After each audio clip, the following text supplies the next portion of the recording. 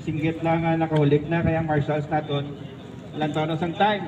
So bisan ano lang klase isda, pwede sa first catch. Okay? And then sa aton nga minor prize, yun na isulod sa longest catch. Pero hindi nyo na masaylo sa heaviest. So kamo na karon decide. Kung lama siya may kagbugat, utang nyo lang siya isa ka winning category. Ang one fish, 1 and 3. Okay?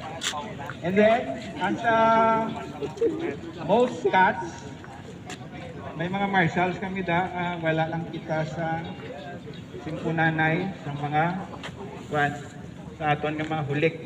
Tapos ang hulik nyo again butang sa mga iba niya. Here? Okay. One hook, one rod lang. Oo. Ang bait, wala kita sang lure ha. Hindi pwede ka gamit lure. Bit. Hindi kita pwede ka i-reserve. Unless kung may mabali or maano, kadto lang mo sa amon kag ka-confirm. Kung kung nag-disco siya or may technical problema.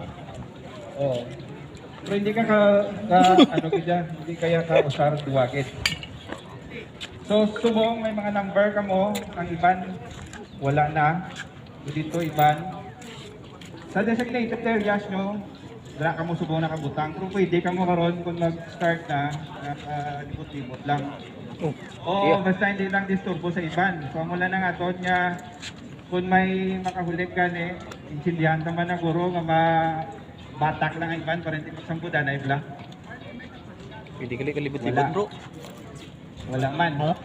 Sa marshal may mga marshal ka nagalagaw. Balang dito. I-ano lang, lubayap magambara first catch. Okay? Wala, minimum weight. Dito tayo sa first catch. Okay, damo di parang ano. Ano mo nyung motor? Hindi pwede nga. Gumana yung first catch. First catch kayo? Go, go!